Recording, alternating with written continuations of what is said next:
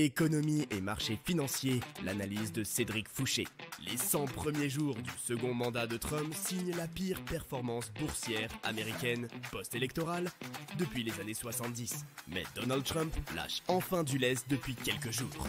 En effet, depuis le 9 avril, l'administration Trump a reporté de 90 jours l'application des nouveaux droits de douane.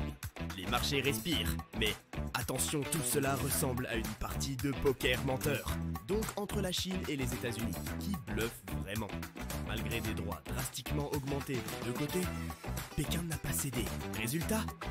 Pour le moment, les USA ont ramené leurs droits de douane à 30% sur la Chine, et la Chine à 10% sur les USA. Et l'Europe dans tout ça, hein ? Bah disons qu'elle est presque inexistante sur la scène internationale. Bon, que peut-on surveiller dans les prochains mois ? Premièrement, le dollar américain qui s'est repris depuis le 21 avril pour atteindre 1,11 $ pour 1 euro.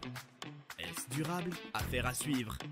Deuxièmement, l'or a atteint un nouveau record à 3429 $ l'once le 6 mai dernier.